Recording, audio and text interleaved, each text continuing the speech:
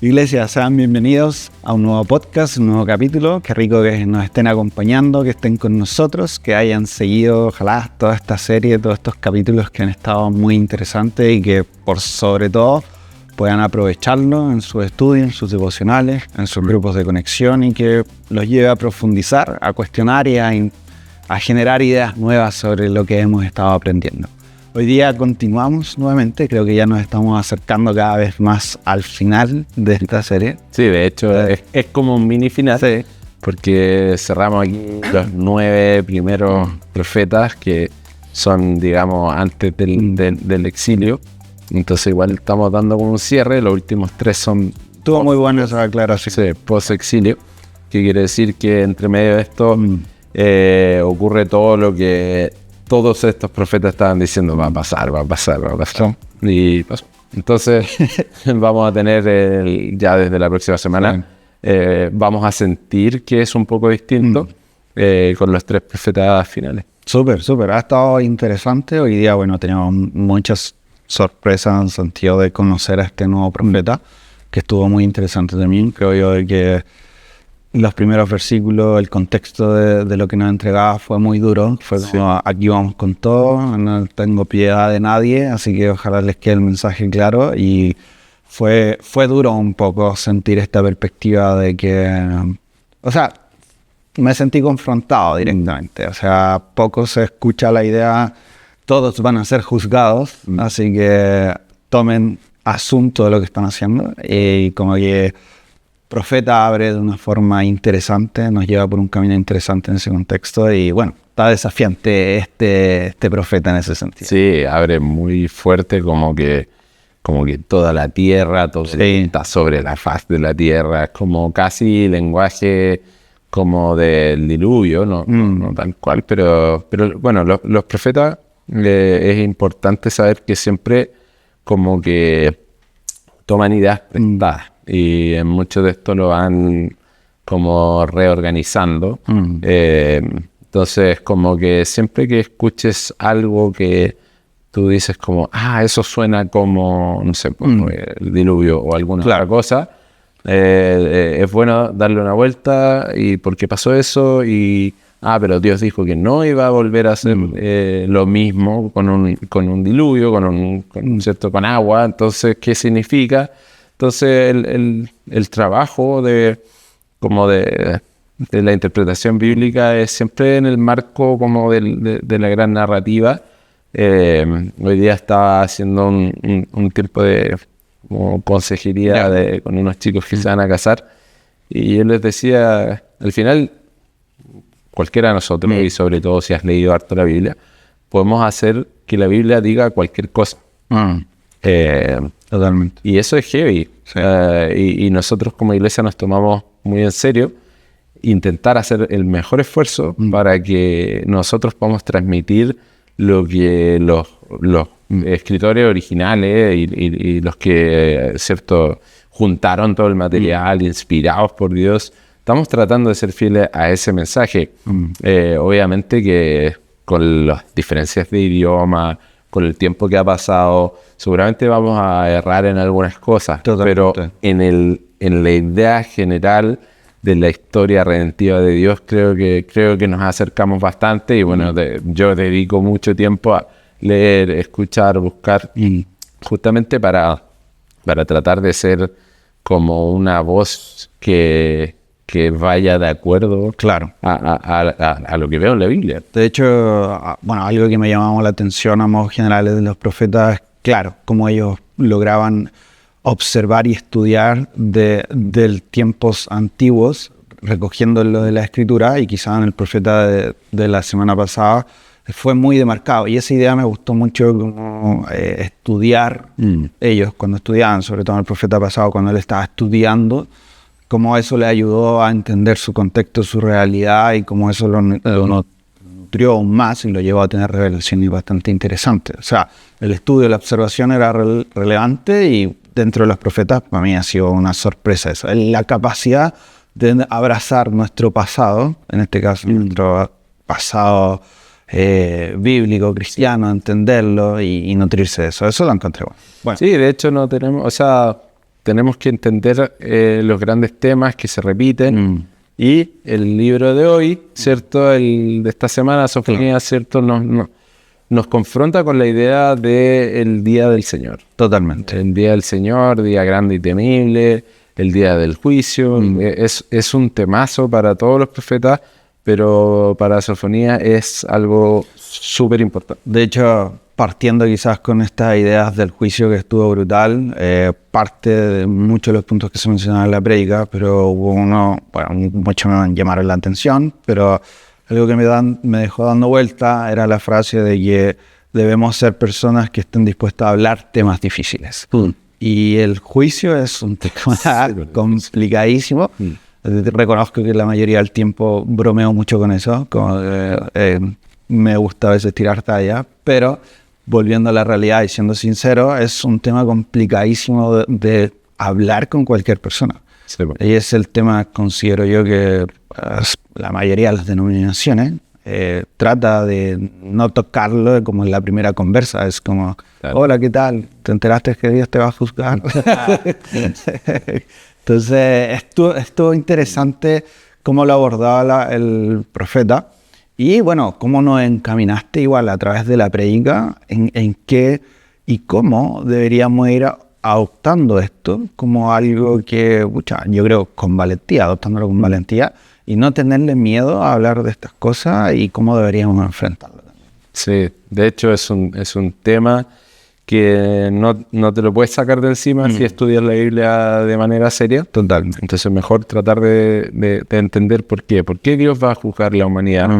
Y para mí es claro, o sea, yo miro lo que está pasando en la escena mundial hoy día y si yo tuviera la capacidad de hacer algo en el sentido de si esto dependiera de mí, si yo tomo las decisiones aquí, o sea, verdad que yo como haría muchas cosas como rápidas para parar esto, hacer pagar a las personas culpables, ¿cierto?, de causar mucho daño.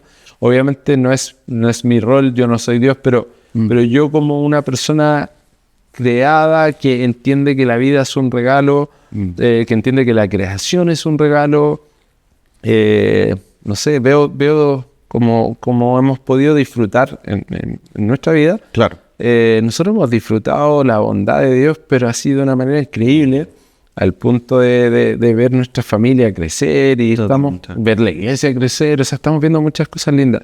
¿Y qué pasaría si yo viera gente intencionalmente tratando de dañar, destruir, golpear, quemar? O sea, es como padre, me vendría una ira que o sea, ten cuidado porque en realidad me tendrías que afirmar para no dañar a esa persona, ¿cierto? Entonces, a veces pensamos, y comencé la prédica hablando de que, bueno, Tozer dice que la cosa más importante de nosotros es qué pensamos cuando hablamos de Dios. O sea, qué viene a mi mente cuando yo me refiero a Dios. Y creo que muchas personas, y hemos caído en un cristianismo un poco liviano, de que Dios es amor y el amor es todo, y por ende no hablemos de las cosas incómodas. Claro. Pero si Dios es un Dios de amor, y yo lo creo, ese mismo Dios tiene un lado que Él es un Dios justo, y en un momento Él va a pedir cuentas de las personas que intencionalmente, ¿cierto?, ocasionaron tanto daño. Estuvo bueno, quizás lo conversamos anteriormente, porque reconozco también, el tema del juicio es algo que lo conozco, pero en profundidad no he indagado un poco más. Lo evito. Claro, lo evito, digo al tiro, no es para mí. No, pero es un tema que da mucha profundidad y quizás solamente he ido en la superficie.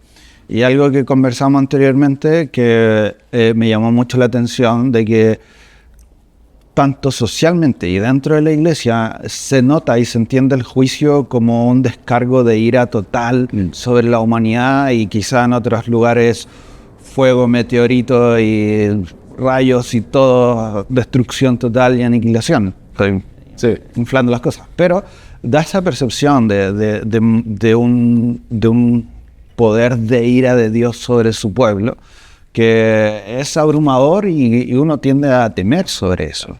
Y cuando se conversaba en la prédica, también se hacía una cierta relación de este juicio, de este descontrol, de esta ira un poco, que va a caer sobre nosotros, pero había un factor muy interesante, que como hiciste la similitud de un padre, de un hijo, en este caso de Dios con su creación, sí hay una ira, sí hay un descargo en este caso, pero hay algo más, un factor extra, que era el amor, esa relación, ese querer corregir, ese querer como doctrinar al pueblo en este caso. Y estuvo bueno. Lo vi en la situación de papá, hijo, sí, donde me calzó mucho, por favor. O sea, sí, y de hecho me gustó este profeta puntualmente porque utilizaba el lenguaje como de querer purificar, como claro, no solo el pueblo, sino que todo el mundo. Y como ofrecer una oportunidad de restauración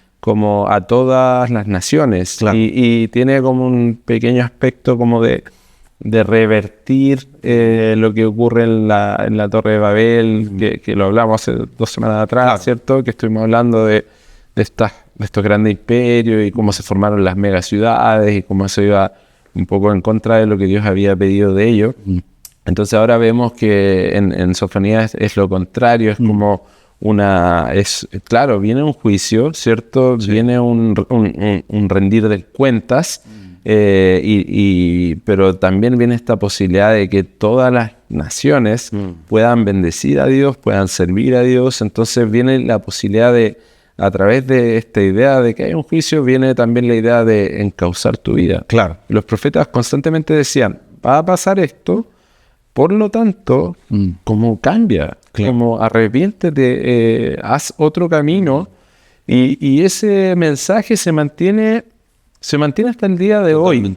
Los profetas como del Nuevo Testamento, que seguían siendo profetas, como Pedro, por ejemplo, que se levanta y predica, ellos decían, el que invoque el nombre del Señor será salvo. O sea, totalmente, el que clame a Dios pidiendo esta ayuda, este perdón, el que se da cuenta que hizo, no sé, hizo de la creación un Dios, o hizo también, vimos muchos ejemplos de cómo adorar las estrellas, hacer cosas como, claro, como distintas, o adorar a otros dioses, pero como, ¿sabéis qué? Voy a amar las dos cosas. Voy a amar a este Dios como de otra nación, pero también voy a como...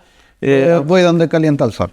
O sea, tener estas dos. De hecho, escuché un comentario bíblico que mencionaron una canción como de folk, así como tradicional irlandés, y mencionaron una esposa y decían... Ella amaba muy bien a su esposo, pero amaba aún mejor a su amante. Y era como, el tipo lo puso ahí en el comentario para tratar de dar a entender, eso es absurdo. Claro. ¿Cachai? O sea, tú no puedes amar bien a Dios y amar muy bien a estos otros dioses. Claro. ¿Cachai? No, estuvo buenísimo. De hecho, es chistoso un poco, pero mientras hablabas del juicio, todo esto y esta gran noticia, es como decir... te tengo una noticia, viene un juicio. Yo te tengo una excelente noticia. Hay posibilidad de arrepentirse y rectificar tu camino. Hay una posibilidad mucho más linda. Y creo que es interesante porque hemos entendido socialmente, colectivamente, a veces que hablar del juicio es algo detonante, es algo que no te escapas, es algo que nos va a caer a todos. Y esa es como la gran noticia, pero hablando, entendiendo la predica, amigo, te informo que hay una excelente noticia y una mejor noticia, y es que tienes oportunidad de corregir, de enmendar algo mucho mejor, de amar a tu Dios con mucha mayor pasión. Sí, y creo que una de las grandes como ideas que podemos rescatar de este libro puntualmente es como ojo con los orgullosos, ojo, claro, con los altaneros, ojo con los que ellos no van a estar, ¿cachai? Como ellos no se van a... Y yo pienso en personas que quizás son parte de mi vida y no se van a acercar a Dios hoy por hoy. Claro. Por un tema de orgullo. Son buenas personas, son personas que yo respeto, ¿me entendís? Que quizás tenemos amistades profundas, pero el arrepentirme es reconocer primero que he cometido un error. Exacto. Y por ende es reconocer que hay un Dios, y hay mucha gente que no quiere reconocer ni el error, ni que hay un Dios. Es mejor pensar que nosotros somos nuestros mini dioses, que ordenamos nuestra existencia alrededor de nuestras ideas y nos ponemos a nosotros mismos en el centro de todo, y la vida funciona mejor en ese sentido, ¿cierto? Como para que nadie se meta de yo hago lo que quiera. Claro. Y yo creo que una de las grandes cosas que vemos hoy día, ya sea por redes sociales es como todo gira en torno a hacer que yo crea que soy mi propio Dios. Y eso es lo opuesto de la humildad, eso es lo opuesto de decir, en realidad necesito ayuda, necesito de Dios, me arrepiento. Estuvo interesante eso, porque mencionaste por ahí de que normalmente vivimos con esta idea de que, y vemos, o sea, el ser humano en general puede notar que hay algo malo, que hay algo que no está funcionando bien, que algo que, ya, eso sea cristiano o no, ya, eso está mal. Pero en ese contexto decimos, ya, eso está mal, pero ya, si no me toca a mí, si no toca a mi puerta, que siga ahí nomás. Total, no hay un juicio, no hay nadie, no me siento tranquilo por ese lado, entonces puedo seguir con mi vida. Yo tomo decisiones, no tengo que rendirle cuentas, ni no me voy a arrepentir ante nadie, entonces sigo en mi burbuja y en mi círculo. Y ahí importa mucho qué es lo que pienso cuando pienso en esta idea de Dios, ¿cierto? Este concepto grande de Dios, porque de hecho el versículo 12 del capítulo 1 decía como que esperan tranquilos y usa la analogía de lo que queda al final de cuando están como exprimiendo el vino y haciendo vino, y como que queda ahí flotando, y ahí ese resto que queda flotando, si no lo vacían pronto, se llena de como el sabor de las cáscaras y todo, entonces no es positivo.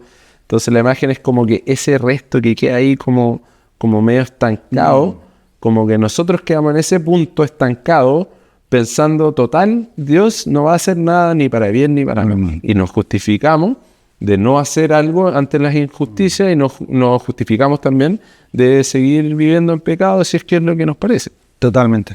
De hecho, o sea, quiero sumar un punto en este diálogo que vamos conversando. Quizá va a ser un punto aparte un poco grande, pero no lo quiero dejar pasar. Y sobre todo agarrándome un poco de lo último que dijiste. O sea, todo lo que queda estancado tiende a pudrirse. Y si te quedas estancado como espectador y esperando, viendo, opinando, Dios va a hacer algo o no va a hacer algo, no me incumbe y me quedo ahí.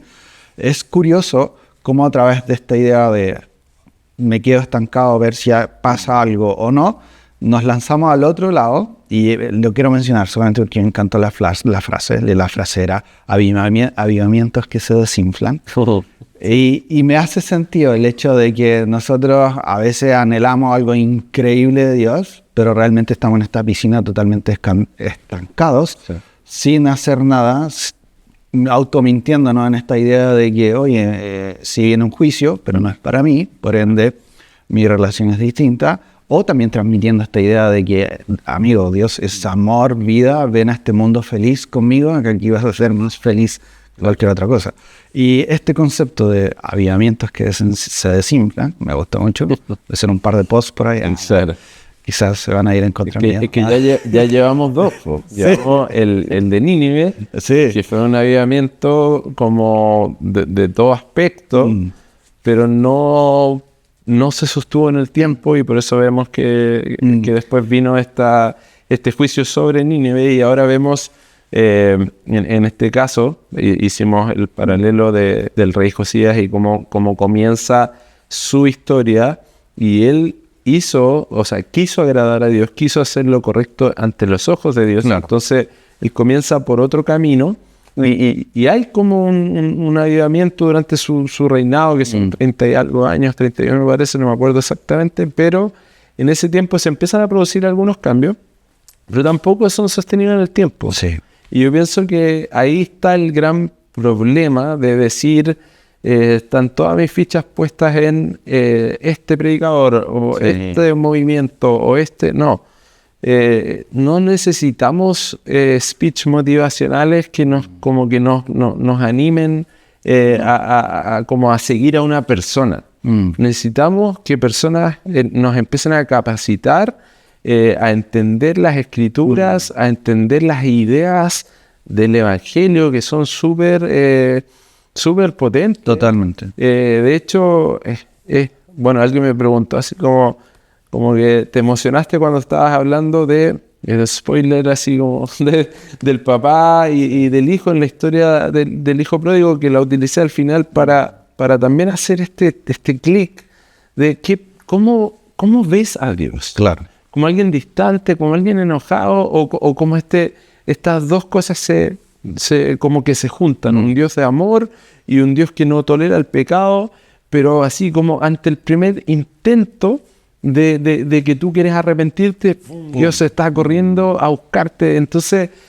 fue muy heavy como decir, sí, ¿sabes qué? Cuando estas ideas profundamente como ancladas en las escrituras, cuando te agarran el corazón, esas ideas y esas enseñanzas del reino de Dios, de las buenas noticias del evangelio de salvación, esas pueden generar un impacto que a la larga sea una larga obediencia, o sea, un avivamiento que perdura en el tiempo. Eso. Porque no depende de una persona, no depende de una moda, no depende de una forma. Te agarró tu mente y tu corazón, ¿cierto? Sí. Fueron como agarrados por esta idea de las buenas noticias de salvación y decir, wow, qué heavy es pensar en un papá saliendo a correr al hijo que se gastó la herencia, pero ahí me veo reflejado. Y ahí veo que ese Dios es así de bueno, entonces quiere decir que esto es para todos. Exacto. Y los únicos que finalmente no van a ser parte de esto son las personas tan orgullosas que no quieren darse vuelta y decir, oye, tengo que volver a casa porque en realidad arruiné mi propia vida. Sí, yo creo que, bueno, es lo que dijiste, hay mucho que conversar. Hay dos puntos muy potentes, o sea, diste unas claves muy buenas sobre el avivamiento y qué rico que lo conversamos, porque es algo que constantemente estoy pensando, como que no quiero flaquear, como que, y constantemente muchos podemos orar por ese avivamiento. He leído libros de cómo tener un avivamiento en tu vida y quizás un sinfín de otras devocionales y cosas, pero qué rico encontrar respuestas tan simples que te llenan tanto. Y recuerdo mucho una prédica tuya de Vive, no recuerdo el año, que hablaste sobre el avivamiento y mencionaste, debemos darnos cuenta que el avivamiento empieza aquí, en este metro cuadrado donde estoy yo. Aquí empieza el primer Vive. El primer Vive, ¿cierto? Sí. Bueno, de ahí estamos en avivamiento.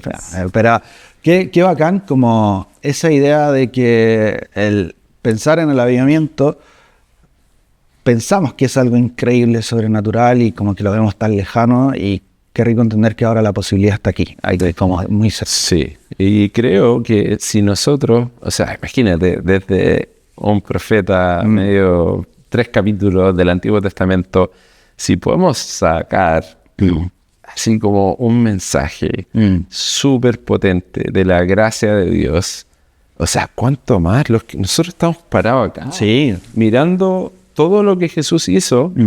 Y para mí es muy especial cuando como que logramos, y ojalá todas las prédicas tuvieran este aspecto de hablar de la gracia y del evangelio y las buenas noticias.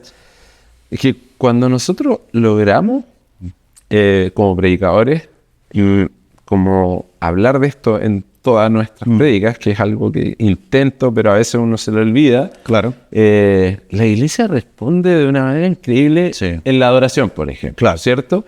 No es algo forzado, no es algo que hay que decirle, es algo que es que como que Hay un clic. hay un clic, como que no es que tú diste en el clavo, es que por la gracia de Dios tuviste la capacidad de centrar la idea alrededor de el Evangelio. Claro. Y el Evangelio transforma vidas y el Evangelio de verdad, bro, no falla. Y es como, y por eso esa persona me dijo, te vi que te emocionaste.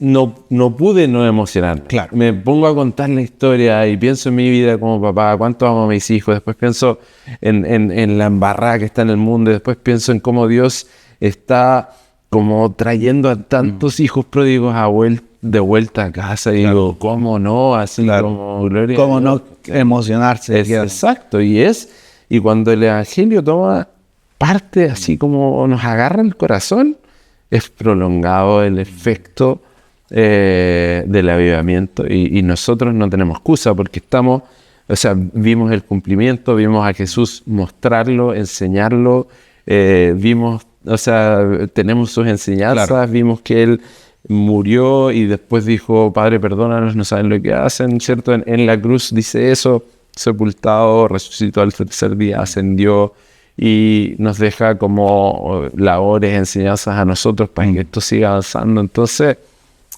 sí, creo que como que ahí está la clave del verdadero avivamiento. Está impregnado con la idea de las buenas noticias, y tenemos que siempre lograr que esté ahí dentro. Sí, yo creo que te escuchaba hablar y decía, esto da para otro podcast entero, porque es temazo, y lo digo porque...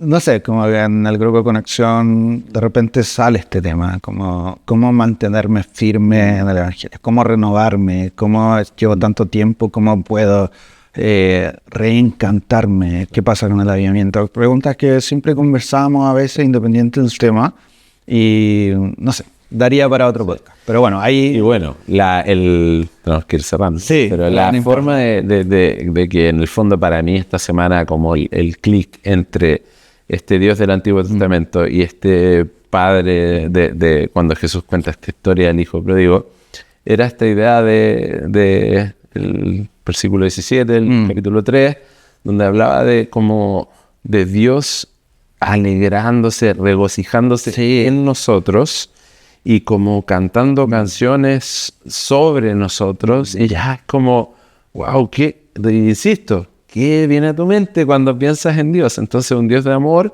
un Dios de justicia, pero un Dios de cuando dais vuelta y empezáis a tratar de enmendar tu vida, o sea, con la ayuda de Él, no basado en tus propias fuerzas, o sea, Dios es como explota en alegría, Dios regocijándose sobre nosotros. Eso estuvo bueno, yo lo veía en la forma de un banquete, y quizás lo conversamos, decía, a veces nos venimos delante de Dios, nos rendimos, quizás venimos con problemas, queremos tratar de dejar nuestro orgullo de lado, pero no solamente nos conformamos con las migajas, con los, no quiero decir desechos, pero con lo que sobra. Claro. Cuando en realidad, si alzamos nuestra mirada, Dios nos tiene un banquete invitándonos a ese banquete, diciendo, hey, eres parte, te estoy celebrando que estás conmigo acá, y tú estás ahí comiendo migajas en el suelo, es como levántate y ven. Como que esa imagen fue brutal, y dije, y qué triste pensar que a veces caemos en eso. Nos conformamos con las migajas cuando en realidad tenemos una mesa llena para nosotros y somos los invitados principales.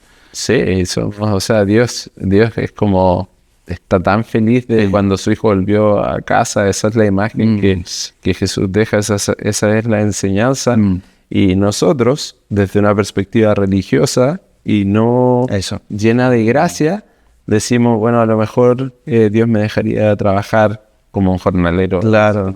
Y es como, no, te tengo un anillo, te tengo ropas especiales. Claro. Vamos a hacer el mega asado, vamos a hacer la mega fiesta. Y esa o sea, ese es el Evangelio, claro. Esa es la gracia de Dios. Algo que no merecemos, pero bueno, en fin, nada de esto lo merecemos. Totalmente. Ni la vida, o sea, ¿qué hicimos para estar acá? Nada. Entonces, si logramos tener una perspectiva humilde, reconocer a Dios como el creador de todo y comenzar a acercarnos a Él a través de su palabra y a través de esta gran narrativa, ¿cierto? Y buscar no nosotros decir lo que queramos a través de la Biblia, sino que realmente hacer el mejor esfuerzo y lectura de todo lo que encontramos ahí.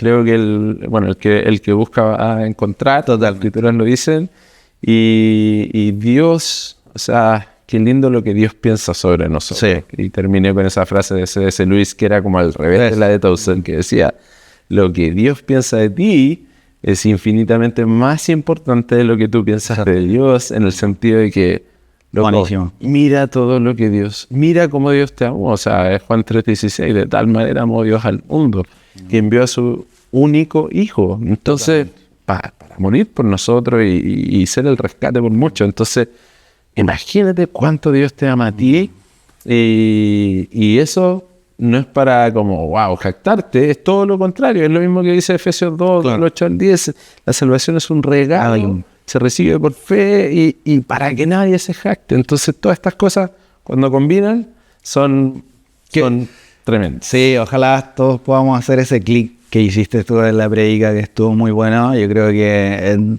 tener esa revelación es algo que muchos anhelamos, y ojalá Sofonías nos ayude a encontrar esos clics brutales que se nos pasan de largo. O sea, Dios nos ama y nos cuida. Si logramos entender eso constantemente día a día, pucha, estaríamos haciendo clic a cada rato y teniendo una vida totalmente distinta.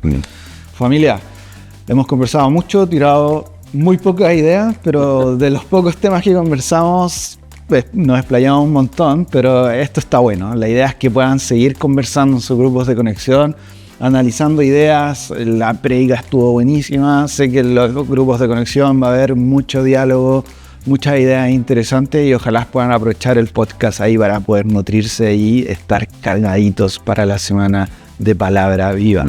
Así que, Pastor, si tuviera que resumir su prédica, nos saltamos esa pregunta, pero no importa. Pastor, palabra al cierre ya para ir terminando. Como ya hablamos mucho, simplemente dejarle el desafío de seguir leyendo. Nos quedan 3 profetas más. Sí. Disfruten la lectura y sigamos como familia, ¿cierto? Creciendo en este conocimiento y llevándolo a un buen destino. Súper. Familia, cuídense mucho y bueno, nos vemos en el siguiente podcast con el nuevo profeta y muchas ideas más para conversar.